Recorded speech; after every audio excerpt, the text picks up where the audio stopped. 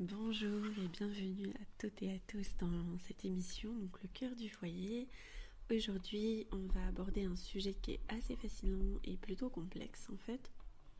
C'est celui des tradwives. Alors, qui sont-elles? Que représente ce terme? Et puis surtout, pourquoi est-ce que ce qu'il y a autour suscite autant de débats et autant de controverses? Alors pour certaines, les tradwives, elles vont incarner une inspiration à la vie familiale qui soit stable et structurée dans un rôle traditionnel de maîtresse de maison. Ça peut tout à fait être perçu comme ça, hein. Et par contre, pour d'autres, elles vont plutôt être perçues comme une régression par rapport aux avancées féministes. Alors, je ne veux pas être trop exhaustive en si peu de temps. Je ne sais pas exactement combien de temps ça va durer, mais j'espère qu'on va pouvoir ensemble commencer à explorer ce phénomène, quitte à le faire en plusieurs épisodes. Et puis surtout, j'aimerais qu'on se penche sur ses implications culturelles, sur ses implications philosophiques, sur ce que ça peut révéler en fait sur notre société contemporaine, aussi bien au niveau de l'apparition de ce mouvement que du fait qu'il soit extrêmement controversé. Et puis en toute fin d'épisode, je vous parlerai évidemment de mes impressions personnelles, de mon opinion à ce sujet, etc. etc. Alors, petites annonces tout d'abord, ça fait un moment que je ne peux pas toujours enregistrer les lives et j'en suis absolument désolée. Les lives par ailleurs sont effectivement devenus assez peu réguliers. Je m'en excuse auprès de vous. Je vous présente mes excuses en tout cas. J'ai traversé pas mal de moments assez difficiles ces derniers mois, ces dernières semaines d'ailleurs. Et voilà, je ne vais pas m'étendre sur le sujet. Toujours est-il que là on reprend donc vraiment avec cet épisode en espérant qu'il vous plaise, qu'il vous intéresse et qu'il vous permette d'y voir un peu plus clair.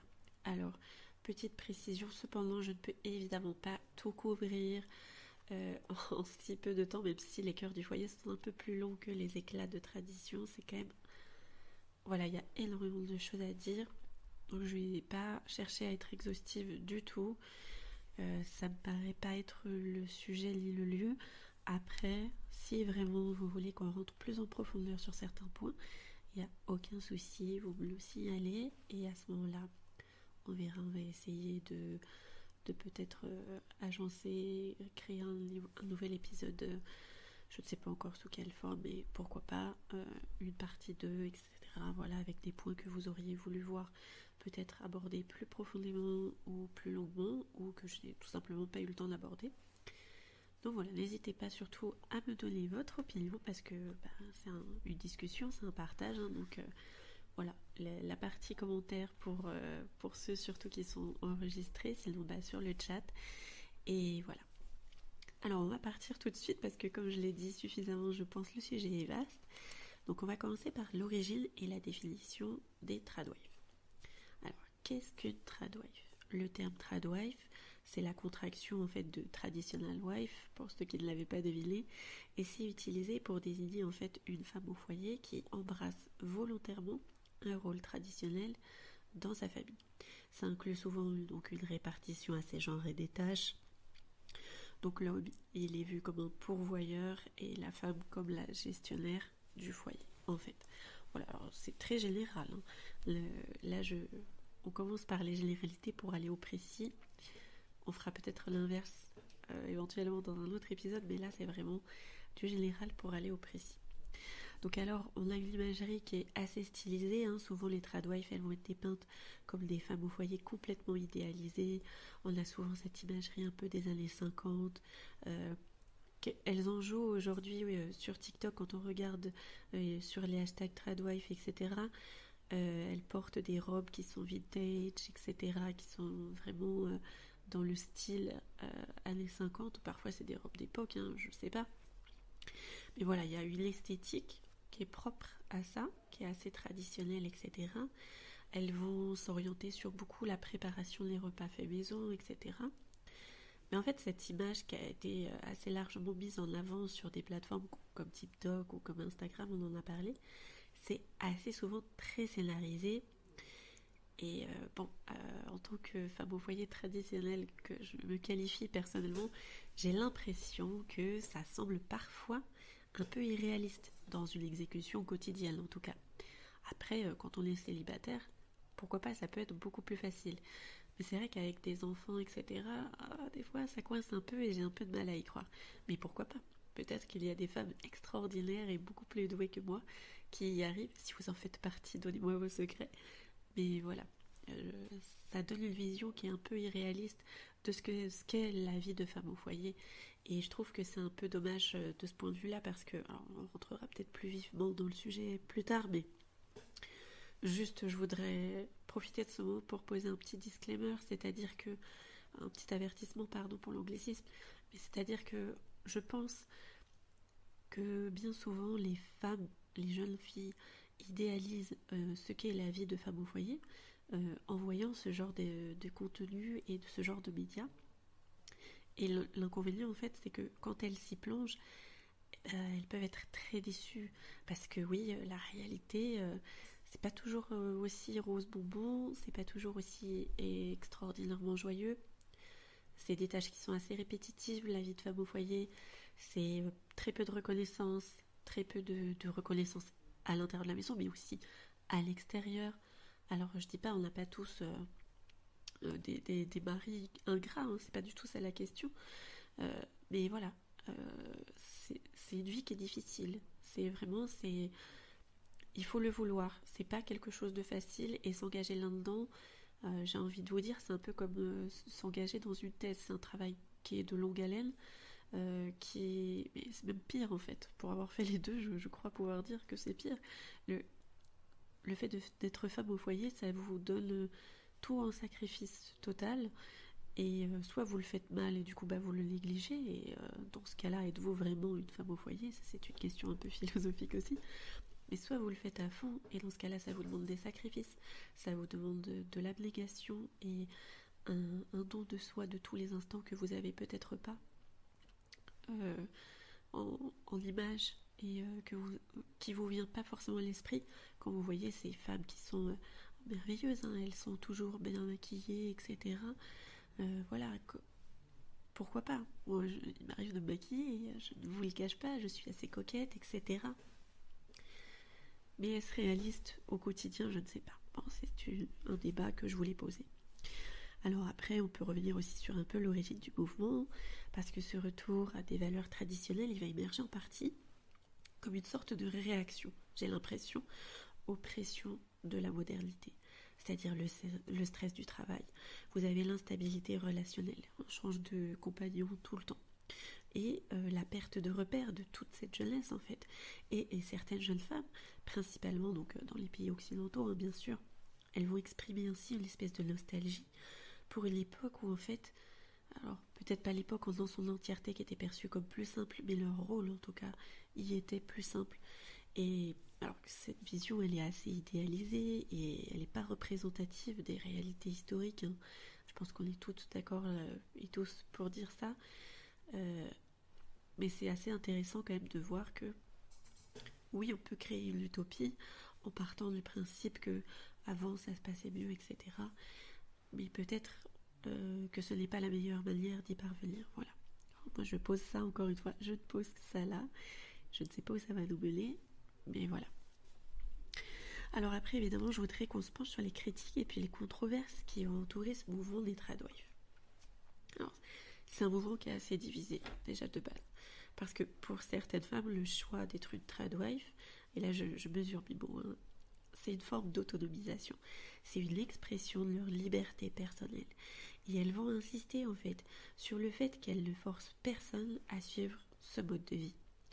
Mais malgré ça, les critiques elles vont affirmer en fait que le mouvement il peut romantiser des normes oppressives et mettre une pression assez démesurée sur les femmes pour qu'elles atteignent en fait cet idéal qui est irréaliste de perfection domestique. Et là, la critique me rejoint un petit peu, si je peux considérer que je fasse une critique à ce sujet. C'est-à-dire qu'il y a cette romantisation qui pose des attentes irréalistes et qui n'est pas réellement en phase avec le réel, avec ce que c'est de vivre au quotidien avec une femme au foyer, surtout quand on n'en a pas vu soi avant. Et je suis... alors moi, ça fait un moment que je suis femme au foyer, mais je suis la première coupable d'avoir eu l'idée que voilà, que j'allais porter des magnifiques robes blanches à pois noirs, que j'allais tout le temps être magnifiquement apprêtée, toujours souriante et bien coiffée, bien maquillée, que mes enfants seraient épanouis, que mon mari ne râlerait jamais, etc. Enfin, pourquoi pas? Ça peut exister certains jours. Et il y a certains jours qui sont comme ça. Mais c'est pas la majorité. Et il faut pas nier que les autres jours arrivent aussi.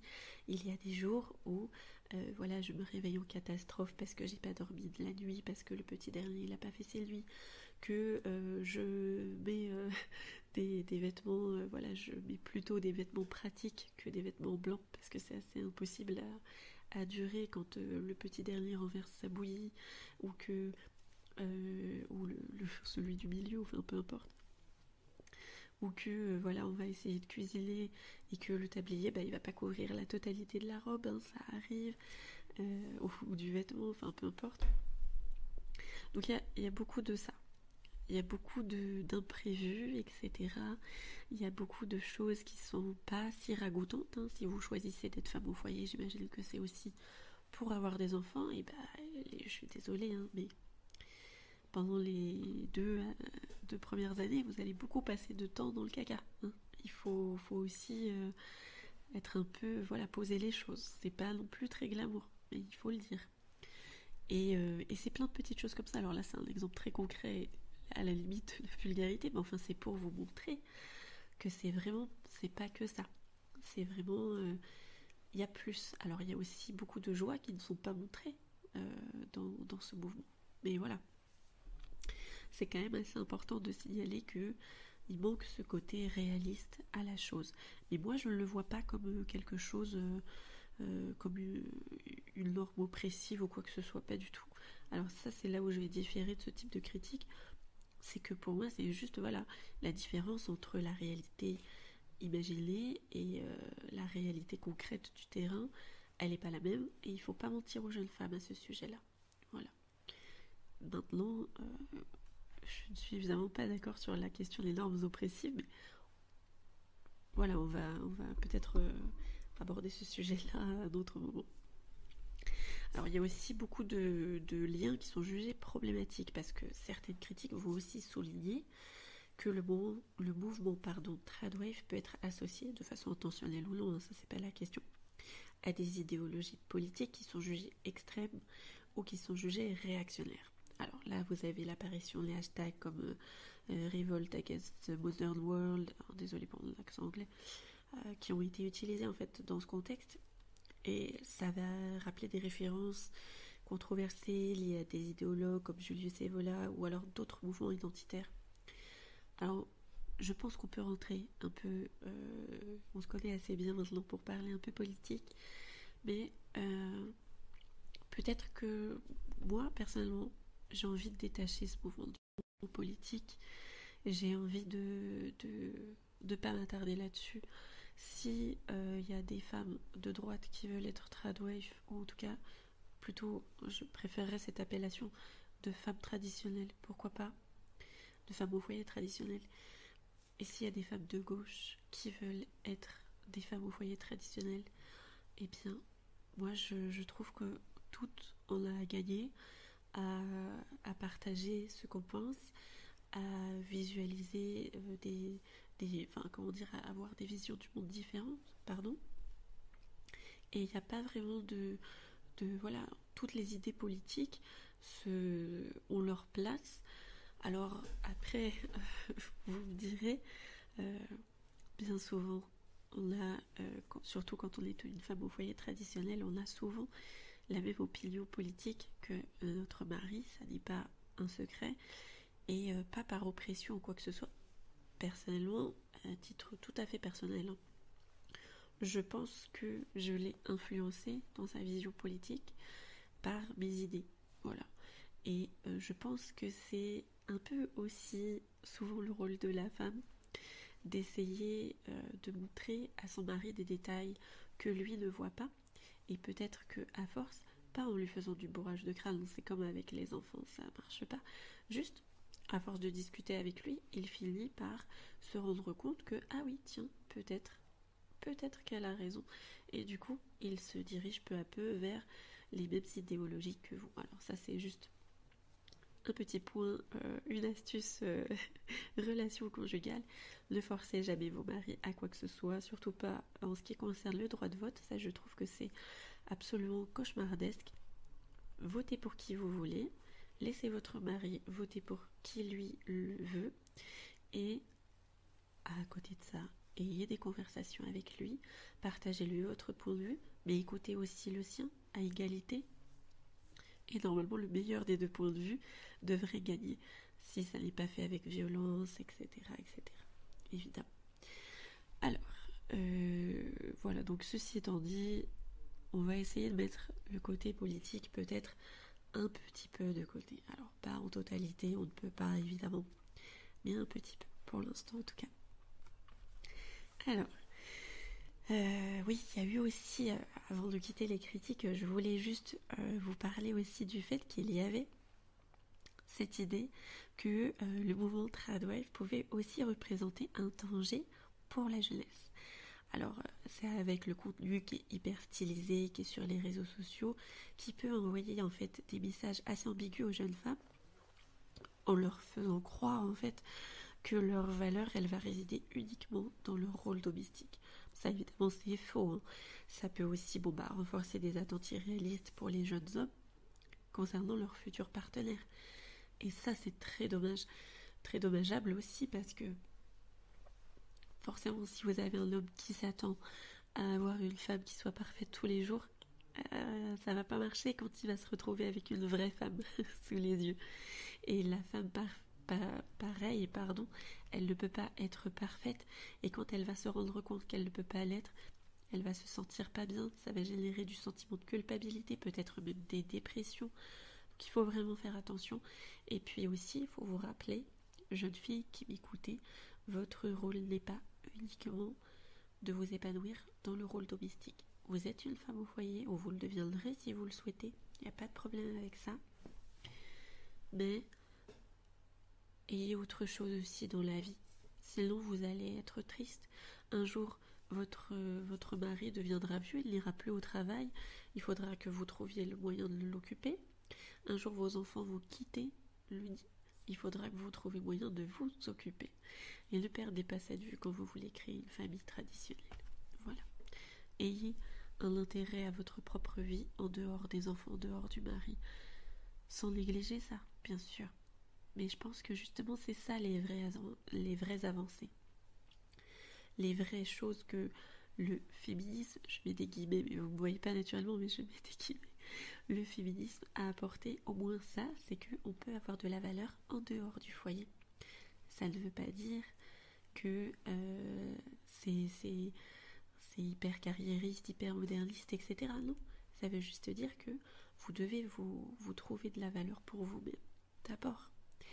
Et c'est comme ça que vous aurez de la valeur aux yeux de votre mari et de vos enfants. Enfin bon, on va quitter cette partie un peu polémique.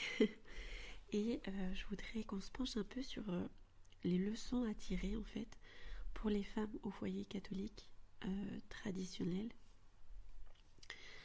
Alors, d'abord, je voudrais qu'on aille un peu au-delà des étiquettes, parce que le terme tradwife, ça ne devrait pas définir entièrement une femme ou un foyer, parce que chaque femme au foyer vit sa vocation différemment, que ce soit en lien avec la foi catholique, les responsabilités familiales ou les défis personnels.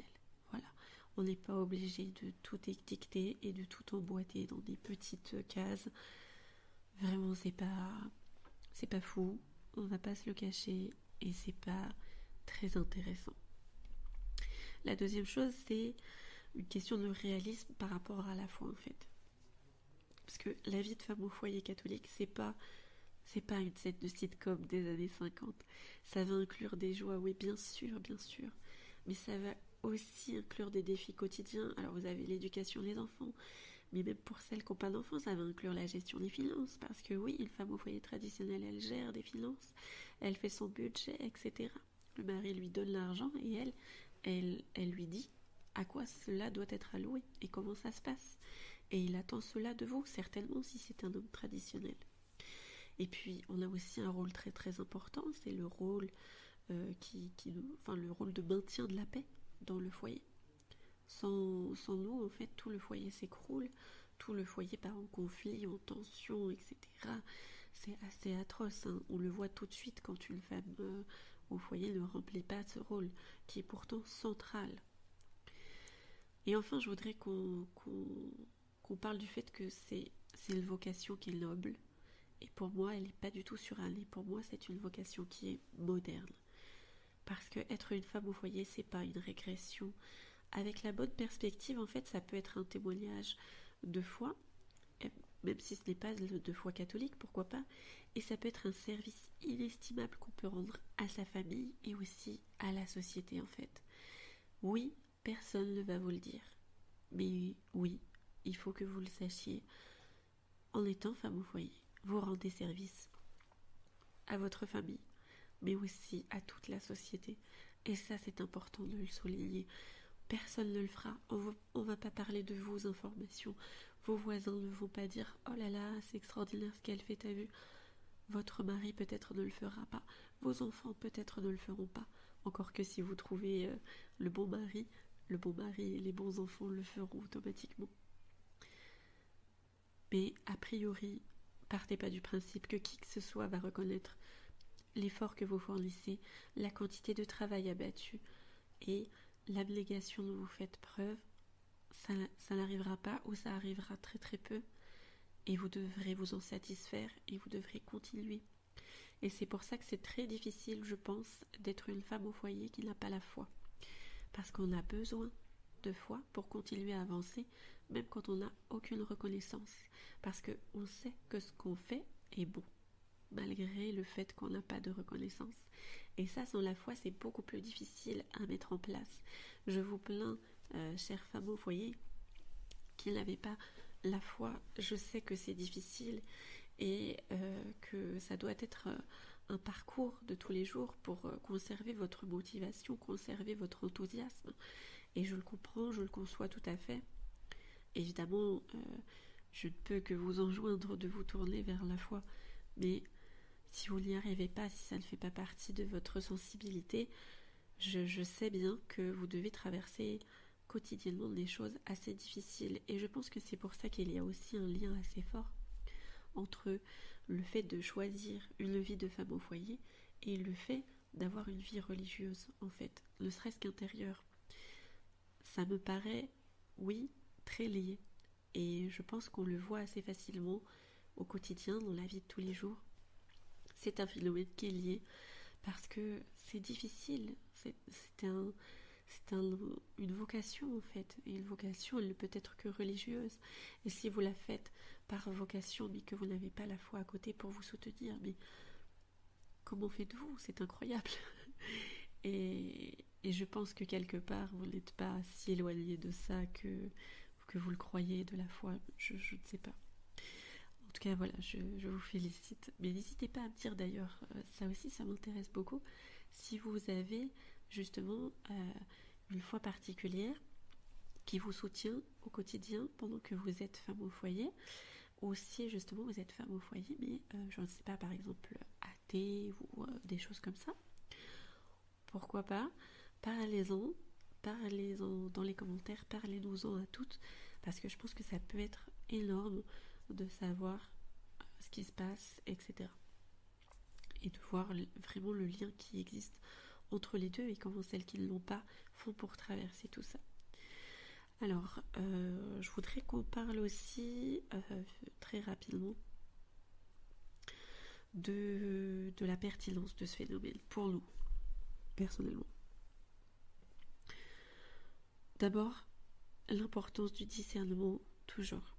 Il ne faut pas se laisser influencer par des images qui soient superficielles ou par des discours qui soient polarisants. C'est essentiel de réfléchir sur ce qui fonctionne sur votre propre famille, en tenant compte de vos talents naturels, de vos besoins et de vos valeurs aussi. Par exemple, en parlant des talents, Si votre talent naturel, c'est, j'en sais rien, en tout cas si ce n'est pas la cuisine par exemple, ça va être un peu difficile pour vous. Mais vous pourrez trouver des alternatives, ou des aides, ou j'en sais rien. Mais effectivement, dans toute vocation et dans tout discernement, il faut bien essayer de voir ce qui fonctionne avec votre propre personnalité, vos propres affects, etc. Alors, il y a aussi un autre point à prendre en compte, c'est l'universalité en fait des défis domestiques, c'est-à-dire que ce soit des tradwives sur TikTok ou des femmes au foyer traditionnel comme je nous qualifie, les pressions qui sont ressenties, donc c'est-à-dire le perfectionnisme, la comparaison sociale, on ne va pas se le cacher, le sentiment d'isolement aussi qui est très très fort. C'est des défis qui sont communs à toutes les femmes au foyer. Et puis, parfois, à toutes les femmes, qu'elles travaillent à l'extérieur, ou qu'elles travaillent à l'intérieur, ou qu'elles soient purement femmes au foyer. Donc du coup, moi je pense qu'il faudrait terminer cette partie en essayant d'encourager le dialogue en fait. Plutôt que de juger les tradwives ou de juger les féministes, il est beaucoup plus utile en fait d'essayer de créer des ponts de compréhension, des petits ponts de compréhension et de reconnaître que chaque femme, elle est appelée à une vocation unique et que voilà, il faut la respecter. Moi, j'ai aucun problème avec les femmes qui sont voilà, j'ai une amie qui est avocate, qui est très très très carrière, et bien il n'y a pas de souci, il n'y a pas de souci, c'est sa vie, c'est sa passion. Mais à côté de ça, elle a eu la responsabilité de décider de ne pas avoir d'enfant parce que c'est pas compatible avec sa carrière. Et dans ce cas-là, quand quelqu'un fait des choix cohérents, moi j'ai rien contre. Ce qui me paraît problématique, c'est quand les femmes font des choix qui ne sont pas cohérents, en fait. Là, alors je dis pas qu'on peut pas tout avoir, hein, une carrière et une famille épanouie, c'est tout à fait possible aussi, si vous vous organisez bien, que votre mari vous soutient, etc. Il n'y a aucun problème. Simplement, parfois, c'est un peu difficile, et c'est plus difficile, et vous vous lancez dans quelque chose d'assez spécial quand même. Alors voilà pour cette partie, et à présent, je voudrais qu'on parte un petit peu sur la réflexion philosophique en fait. Parce que c'est quelque chose que je trouve n'est pas assez abordé dans la question des tradwives. C'est cette espèce de quête d'un idéal qui soit intemporel. Alors donc le concept des tradwives ne peut pas être pleinement compris sans explorer en fait les idées philosophiques qui vont sous-tendre le désir de ce retour à des rôles familiaux traditionnels. Parce que ce mouvement en fait il repose en grande partie sur la nostalgie d'un âge d'or, hein, qui soit un âge d'or perçu, hein, où les rôles des hommes et des femmes étaient donc apparemment supposément clairs, complémentaires en tout cas, et harmonieux dans l'idée, entendons-nous bien. Mais en fait, cette quête, elle va soulever une question qui est fondamentale. Qu'est-ce que ça signifie réellement, être une femme ou un homme dans un cadre traditionnel ? Et cette tradition, est-ce qu'elle est plutôt universelle et intemporelle, ou bien est-ce qu'elle va pas plutôt être façonnée par des contextes culturels spécifiques, en fait ? Alors là, pour ceux qui détestent la philosophie et tous les concepts un peu abstraits, je ne vous en voudrais pas de nous quitter. Mais je pense qu'il faudrait un peu s'intéresser à la complémentarité selon Aristote et Thomas d'Aquin, parce qu'on a d'abord la question des rôles naturels dans l'ordre social. Dans la politique, Aristote parle de la famille comme la première cellule de la société. Il va définir les relations entre les membres de la famille comme étant naturellement hiérarchiques, mais aussi profondément interdépendantes. L'homme, il va être présenté comme le chef, mais cette direction, elle est fondée sur la raison et la vertu. C'est pas du tout sur une domination arbitraire. Entendons-nous bien, mesdames les féministes. Et Thomas d'Aquin, qui va être forcément influencé par Aristote, il va approfondir cette vision en soulignant que la complémentarité homme-femme, qui est voulue par Dieu, et bien dans l'ordre divin, la femme, elle n'est pas inférieure à l'homme, mais elle est appelée à l'aider à réaliser le bien commun du foyer. Cette aide, ça ne va pas signifier une passivité, hein, pas du tout, mais plutôt on est plutôt dans une coopération active en fait. Et la réflexion que ça me pose, c'est que les tradwives modernes, elles semblent, alors en surface, vouloir réhabiliter cette complémentarité, mais en même temps, voilà, ça pose la question dans quelle mesure la mise en scène hyper stylisée qui est mise sur les réseaux sociaux, est-ce qu'elle est vraiment fidèle à ses principes philosophiques? Est-ce qu'il n'y a pas un petit danger de réduire la vocation féminine en fait à ce qui serait une caricature? Alors la deuxième chose à ce sujet, c'est en fait le piège de l'idéal qui soit figé. Parce que Aristote et saint Thomas d'Aquin insistent sur le fait que l'ordre familial, il est vivant et il est évolutif. Un idéal qui soit figé, qui soit ancré dans une époque particulière, bon bah là, ce serait les années 50. Ça risque forcément de devenir artificiel. La tradition, selon eux, elle doit être enracinée, mais elle doit aussi être ouverte à la croissance. Et donc, on a une application pratique juste sous les yeux. Hein. Dans un foyer catholique, la femme et l'homme doivent chercher à incarner ces principes, non pas en essayant d'imiter une époque passée, hein, mais plutôt en adaptant les rôles traditionnels à leur réalité contemporaine. C'est ce que je vous disais tout à l'heure. On n'est pas obligé de rester vivre uniquement pour ses enfants, etc., etc. On deviendrait folle. C'est pas possible. Vivez d'abord pour vous, c'est ce que nous a apporté de bon l'époque contemporaine, puis vous pouvez vous donner ensuite à votre mari et à vos enfants, parce que là vous aurez quelque chose à donner. Si vous vivez déjà de base rien que pour eux, qu'avez-vous à offrir? Pas grand-chose en fait. Alors ensuite on a évidemment la nostalgie et ses limites, hein. Donc il y a le fameux mythe de l'âge d'or, parce que la nostalgie des tradwives s'inscrit dans un courant qui est plus large que les philosophes vont appeler donc le mythe de l'âge d'or, hein. Et selon cette idée, en fait, il y aurait eu un temps parfait dans le passé où tout était à sa place. Bon, on sait tous très bien qu'une telle époque n'a jamais existé, hein. Les années 50, qui sont souvent citées comme modèles par ces tradwives selon la mouvance moderne, elles étaient vraiment marquées par beaucoup d'injustices sociales, notamment envers les femmes qui n'avaient pas toujours le choix de savoir si elles devaient travailler ou de rester au foyer. La problématique que ça pose, c'est est-ce que c'est possible de tirer les aspects positifs de cette époque, c'est-à-dire la solidité des familles, la foi partagée, une vie simple et un côté frugal, sans forcément tomber dans cette idéalisation naïve dont on parlait tout à l'heure. Je pense qu'il y a quelque chose à jouer sur ce tableau également. Enfin, bien sûr, il y a cette recherche d'un équilibre, hein, qui est, je pense, essentielle, parce que la vraie tradition, c'est pas un retour en arrière. Ça doit être une transmission vivante. Comme va le dire, donc ça c'est le philosophe Joseph Pieper, la tradition, c'est un acte de mémoire.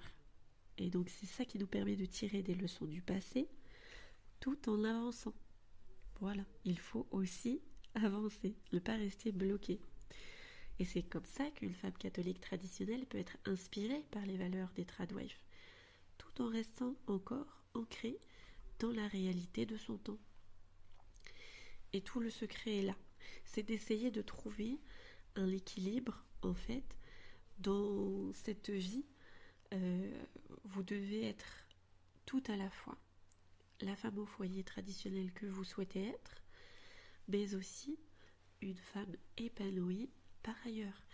Et oui, c'est très compliqué de tout concilier. Et oui, notre rôle aujourd'hui en tant que femme est plus compliqué que celui qu'on avait il y a, j'en sais rien, 800 ans. Et il est aussi beaucoup plus riche. Alors, au lieu de se plaindre qu'il y aurait un soi-disant terrible, méchant patriarcat invisible qui essaierait de nous faire taire, qui essaierait de nous restreindre au foyer, essayons un peu de réfléchir à où est notre intérêt en tant que femme et en fonction, après, des vocations de chacune. Moi, je suis désolée, je sais que quoi que j'entreprenne, mon mari va me soutenir et cela ne m'empêchera pas de rester une femme au foyer et de m'occuper de mes enfants en priorité et ensuite de lui. Et voilà, si j'ai des projets annexes, et bien tant mieux, ça fait plaisir à tout le monde. Et si de votre côté, votre compagnon n'est pas prêt forcément à accepter tout de vous, là la question c'est plus une question de thérapie conjugale, hein, j'ai envie de dire, plutôt qu'une question de vision ou de valeur. Ce qu'il faut, c'est vraiment que vous vous mettiez d'accord. Et à ce compte-là, j'adresse à toutes les femmes qui ne sont pas encore, surtout les jeunes filles, qui ne sont pas encore en couple, à bien réfléchir. Oui, c'est beau si vous voulez vous mettre avec votre amour d'enfance. Oui, c'est beau si vous avez eu un coup de foudre, etc. Il n'y a pas de souci. Mais si votre vocation, c'est d'être une femme au foyer, posez-vous avec votre fiancé, votre compagnon ou votre mari, mais idéalement avant que ce soit votre mari, avant d'aller vous diriger vers le mariage, et posez-vous avec lui les bonnes questions, ayez une discussion honnête et franche, surtout très franche. Qu'est-ce qu'il est prêt à accepter? Qu'est-ce que vous êtes prête à accepter? À quel endroit va se faire le compromis entre votre vision et sa vision, qui ne sera pas forcément exactement la même, hein. C'est très très rare. Si c'est le cas, foncez, il n'y a pas de souci. Mais avant de vous engager dans le mariage, vous devez avoir cette conversation avec votre promis ou votre promise, les rares messieurs qui m'écoutaient. Vous devez savoir ce que l'autre pense, vous devez savoir à quoi vous attendre et comment vous allez éduquer vos enfants, comment vous allez organiser le foyer, etc. etc. Donc sur cette partie, on va terminer. Je voudrais aussi aborder une petite perspective théologique au sujet de la vocation de la femme dans le plan de Dieu. Donc là, on va plutôt aller dans une direction assez théologique, c'était le bon mot. Je ne suis pas théologienne, comme je vous l'ai souvent déjà dit, mais je vous livre mon interprétation en tant que femme au foyer traditionnelle de la vocation de la femme dans le plan de Dieu. Libre à vous de me faire parvenir vos remarques et vos critiques, tant qu'elles sont constructives, je les accepte toutes. Ce n'est qu'un point de vue. Acceptez-le comme un point de vue et pas comme une vérité de foi. Alors, donc la première chose que je voudrais aborder, c'est la dignité de la femme dans les Écritures, chose qu'on a souvent tendance à oublier, voire à reprocher.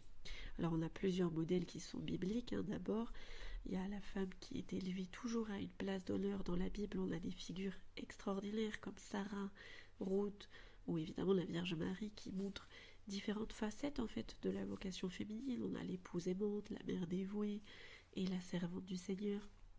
Sarah, par exemple, elle va représenter la fidélité et la patience dans les défis familiaux. Enfin, je veux dire, son histoire, elle est extraordinaire. Ruth, elle va plutôt illustrer la vertu de loyauté, le courage d'assumer un rôle actif dans la rédemption de sa famille.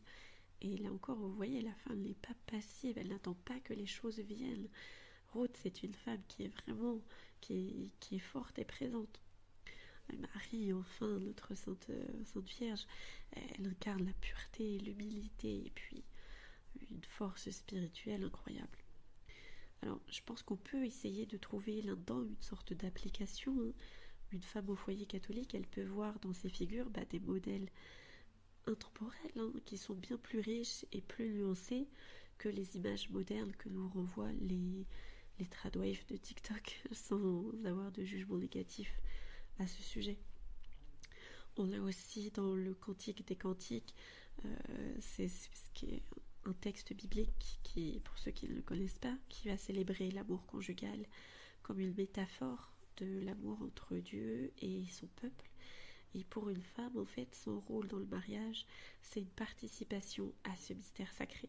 Elle n'est pas seulement une femme au foyer, elle est en fait une gardienne de l'amour et de la foi dans son foyer. Et pendant très longtemps, le Cantique des Cantiques, c'était mon passage préféré de la Bible, parce que je le trouvais si poétique. Je pouvais le relire pendant des heures et des heures. Et non, je ne sais pas si c'était une très bonne idée, mais ça m'a rendu peut-être plus romantique que je l'aurais dû. Mais voilà, c'est un texte très beau. Il est très court. Si vous ne l'avez pas encore lu et que vous ne savez pas par où commencer dans la Bible, mais que vous voulez avoir des moments qui soient significatifs sur votre rôle en tant que femme, surtout, je ne peux que vous conseiller de lire le Cantique des Cantiques. C'est vraiment très très court, c'est vraiment très très beau, et vous aurez tout de suite une idée de ce que Dieu attend de vous en tant que femme, et du rôle que vous pouvez avoir dans cette vie. Alors on peut aussi un peu parler des enseignements des papes, hein. Alors moi ce que je préfère en fait, c'est ce que Pie XII a dit sur la dignité des femmes, hein, parce que Pie XII il a souvent parlé de la place des femmes dans la société. Il a beaucoup insisté en fait, hein, sur leur rôle qui est irremplaçable, hein, dans la famille, évidemment, mais aussi sur leur participation active à l'apostolat. On est toujours sur une notion d'être active, on n'est pas passive. Il faut arrêter avec cette idée que la femme doit rester passive et attendre que tout arrive. Non, c'est faux. La femme doit être active dans tout ce qu'elle fait. Et il va reconnaître aussi que les femmes, elles ont une mission particulière de douceur, de patience et de foi. Mais il ne va pas les limiter à un cadre rigide, et c'est ça qui est assez très bien, enfin qui est assez intéressant, pardon. Je voudrais vous faire deux petites citations clés de Pie XII. Hein, donc, l'éducation des enfants dans la foi est le plus grand apostolat qu'une femme puisse accomplir. Déjà, ça vous donne une idée du haut rôle où il place la femme dans l'éducation des enfants. Hein, c'est pas rien. C'est-à-dire qu'on est la personne la mieux à même d'éduquer l'enfant et surtout de l'éduquer dans la foi. Donc c'est vraiment un rôle, si ce n'est le plus important. Donc comment dire après cela que nous sommes réduites, c'est assez difficile, mais pourquoi pas. Et une autre citation que j'aime beaucoup aussi, c'est « Le foyer chrétien est un sanctuaire et la femme en est la gardienne ». Donc voilà, on a cette notion aussi de gardienne de quelque chose de sacré. Et je trouve ça très beau, et je trouve que c'est pas un rôle que tout le monde a la chance d'avoir par définition. Quand on crée un foyer et qu'on en est la maîtresse, en fait, c'est quelque chose de beau, c'est quelque chose de riche et de noble. Et bien souvent, les gens ont tendance à oublier cette part qui est pourtant très très importante dans la vie d'une femme au foyer. Et dans un foyer, surtout, le fait que la femme a cette place, c'est beaucoup trop négligé, et je trouve ça dommage. Il faudrait réhabiliter et donner cette citation à tous les couples qui se forment. Enfin bon. Après, oui, bon, alors ça c'est plutôt, je vous avais mis de côté un peu ce que dit Jean-Paul II au sujet de la féminité authentique. Sachez par intégrité intellectuelle, je vous préviens que je ne suis pas toujours d'accord avec les enseignements de Jean-Paul II, et pas non plus de tout ce qui est papoté après 1958. Cependant, quand il y a quelque chose de bon quelque part, je sais le reconnaître. Et donc, dans ce cas-ci, donc Jean-Paul II, dans sa lettre Mulieris Dignitatem, va parler de la génie féminin. Alors, il va insister en fait sur le fait que la femme, par sa nature, va apporter une humanité unique dans tous les aspects de la vie. Et c'est quelque chose que j'ai apprécié et que je trouvais intéressant. Donc on peut aller plus loin, parce que ça veut dire en fait qu'une femme au foyer catholique, elle ne va pas se contenter de faire le ménage ou de cuisiner. On est censé transformer notre foyer en un lieu de beauté, de paix et d'amour. Et ça, c'est très important. Après, bon, malgré tout ça, je voudrais quand même vous mettre un petit avertissement sur les dangers du formalisme religieux. Hein. Il faut une spiritualité qui reste vivante, pas mécanique, hein, parce que, évidemment, et ça c'est un des risques du mouvement Tradwife, c'est de réduire la vie spirituelle à des formes extérieures.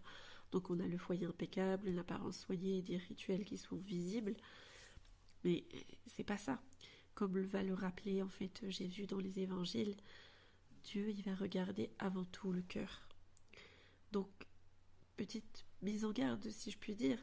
La femme au foyer catholique, elle doit veiller à ne pas tomber dans un perfectionnisme qui soit stérile, mais à cultiver plutôt une vie intérieure profonde. Après, comme je l'ai déjà dit souvent dans plusieurs épisodes, le rôle de la prière est central. Une journée bien remplie au foyer peut être sanctifiée par une prière constante.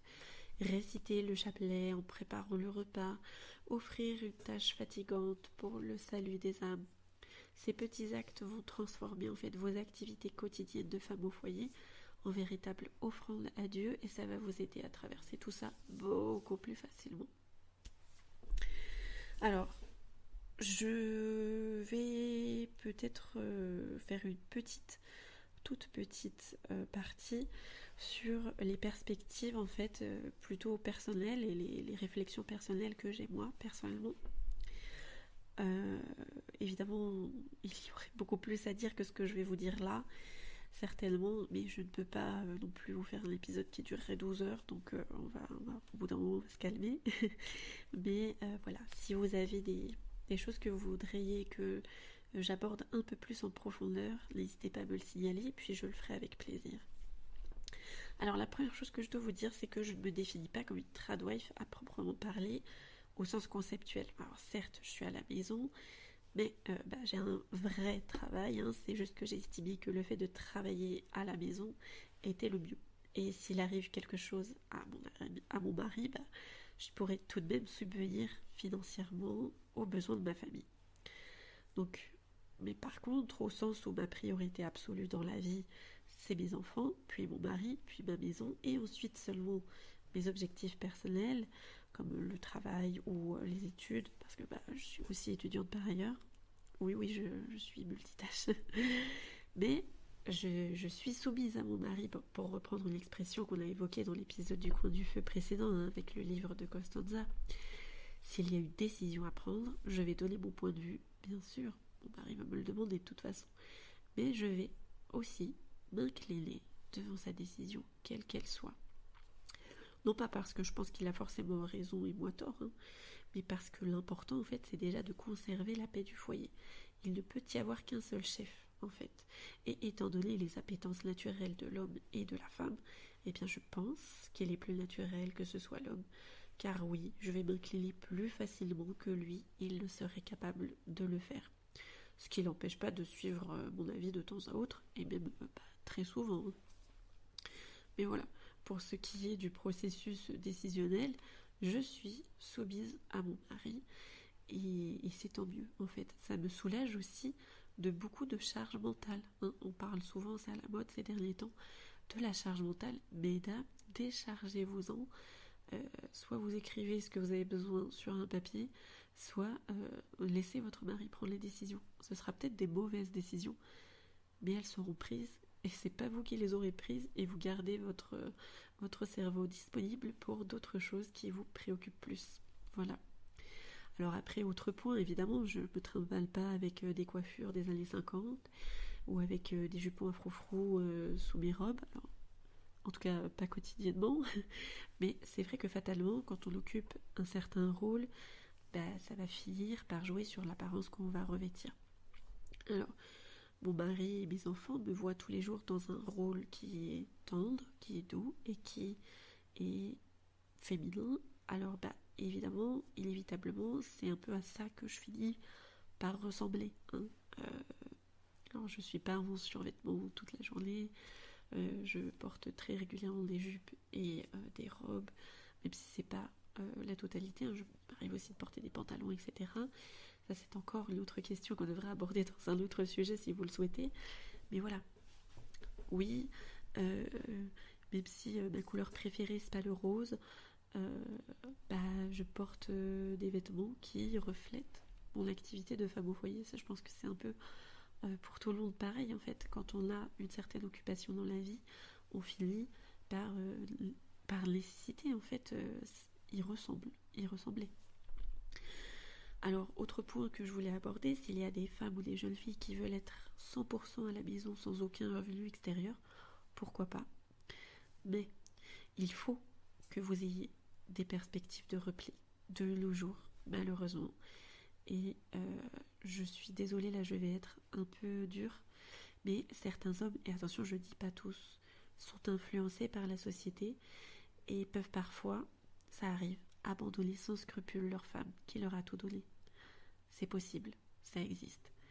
Et à cette fin, je ne saurais que trop vous conseiller d'avoir un, un petit compte épargne avec un petit quelque chose pour vous replier, parce que surtout si vous n'avez pas de famille ou d'amis à côté, bah on ne sait jamais de quoi la vie est faite. Oui, il faut avoir confiance à 100% en votre mari, mais il ne faut pas avoir confiance à 100% en la société avec laquelle votre mari a grandi. Je suis désolée, c'est le côté pas drôle, mais voilà, faut que vous le sachiez, faut que vous ayez une solution de repli en cas de problème. Vraiment, c'est très important. J'ai connu des femmes au foyer qui avaient tout donné, qui avaient tout sacrifié, qui avaient tout offert sur l'autel à des hommes qui paraissaient bons sous tout rapport et qui du jour au lendemain se sont faites quitter pour une autre femme parce que la crise de la quarantaine de monsieur, parce que ceci, parce que cela, et qui se retrouvaient littéralement à la rue parce qu'après, monsieur forcément ayant plus de revenus, monsieur a un meilleur avocat que l'avocat commis d'office, etc. Et donc de fil en aiguille, madame se retrouve littéralement sans rien et donc sans logement, perd la garde des enfants, etc. Enfin, c'est un cercle vicieux absolument atroce. Tous les hommes ne sont pas comme ça, loin de là. Ne faites pas, ne tombez pas dans ce piège de l'ultra-féministe à dire oui, tous les hommes sont des nazis, du patriarcat personnifié, etc., des tyrans et Bon, je dirais pas ce mot parce que je crois que sinon je me ferais censurer, mais voilà. Les hommes ne sont pas tous comme ça. Mais on ne connaît pas forcément très bien tout le temps son mari, sa propre famille. Et quand bien même si votre mari, ne parlons même pas du fait que votre mari peut-être n'est pas aussi extraordinaire que vous le pensez, mais qu'allez-vous faire quand il lui arrivera quelque chose? Alors ça peut être, je suis désolée, ça peut être un décès, mais ça peut aussi être un handicap. Hein. Demain il a un accident de voiture et hop, il peut rester que à la maison, il peut pas faire son emploi, etc. Vous devrez pouvoir assurer la vie du foyer. C'est aussi ça, être une femme. Et les tradwives qui ont beaucoup idéalisé les temps anciens, mais rappelez-vous, quand les hommes sont partis à la guerre durant la Seconde Guerre mondiale, qui est-ce qui était au champ en train de s'occuper de la nourriture? Qui est-ce qui était en train de s'occuper à fabriquer des armes dans les usines? C'était les femmes. Donc une femme, ce qu'il faut qu'elle soit, c'est avant tout polyvalente et qu'elle ait toujours une solution de repli à tous les niveaux et pour tous les sujets. Donc ayez une solution de repli financière, etc., etc. Et mieux vaut ne jamais vous en servir, mais qu'elle existe, plutôt que de ne pas en avoir et un jour en avoir besoin et être dans la panade. Je suis désolée, mais je ne peux pas dire de mots plus vulgaires. Voilà. Donc voilà. Essayez de ne pas perdre ça de vue. Si vous êtes une jeune fille, faites des économies un peu rien qu'à vous. Voilà. Méfiez-vous de tout, en fait. Et mais une fois que vous êtes marié à votre mari, faites-lui confiance à 100%. Ça paraît, dit comme ça, je me rends bien compte que ça peut vous paraître complètement paradoxal, mais imaginez-vous qu'il lui arrive quelque chose ou quoi que ce soit. C'est pas possible, vous ne pouvez pas vous reposer que sur lui financièrement dans le monde d'aujourd'hui, ça n'existe pas. Il n'y a plus autant de soutien, il n'y a plus autant de rapports dans les communautés, etc. Donc protégez-vous, protégez votre foyer et protégez votre mari. Il en aura peut-être besoin, il aura peut-être besoin de vous. Vous devez aussi parer à ça. Donc voilà, après autre point, évidemment s'il y a des femmes qui aiment leur carrière et leur vie professionnelle en plus de leur mari et de leurs enfants, tant mieux, hein.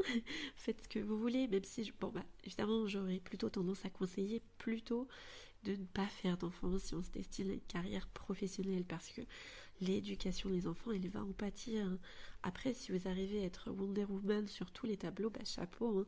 Mais voilà, à mon sens, la société moderne, elle nous oblige un peu à prioriser, si ce n'est parfois à faire des choix. Donc, alors mon choix à moi, il est un peu à l'intermédiaire, hein, puisque j'ai fait le choix de rester à la maison, mais tout de même de travailler et d'étudier en plus, de façon un peu, disons, comme si c'était un hobby en fait. Donc, pas pour le travail, mais pour les études en tout cas. Donc, je sais que si un jour un dilemme se pose, je vais choisir mes enfants. Il n'y a pas photo. Par exemple, si j'ai une présentation importante que je ne peux faire qu'en présentiel, parce que oui, parfois ça arrive que je dois être en présentiel, eh bien, a priori, j'y vais. Mais si c'est le jour d'une réunion parents-professeurs, ou bien si c'est le jour d'un spectacle de fin d'année, etc., etc., même si ça va avoir des répercussions sur ma vie professionnelle, vous savez déjà, je pense, ce que je vais choisir, parce que rien n'est plus important que mes enfants, il me semble.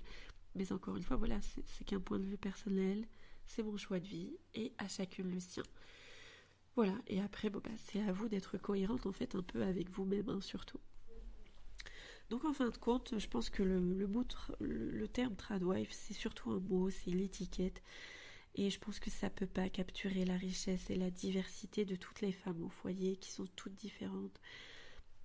Pour une femme catholique traditionnelle, l'essentiel c'est de vivre sa vocation dans la vérité, en servant sa famille et son Seigneur avec amour et humilité, que ce soit en portant un petit tablier vintage ou non. Votre valeur, elle va pas venir de votre apparence ou de vos choix domestiques, mais plutôt de votre foi et de votre cœur. Voilà, merci d'avoir écouté cet épisode du cœur du foyer. N'hésitez surtout pas à partager vos réflexions sur ce sujet qui est assez complexe, à nous signaler s'il y a besoin que j'aborde des points un peu plus précisément. Et puis on se retrouve pour une nouvelle discussion la prochaine fois. Et d'ici là, je vous souhaite beaucoup de bonheur.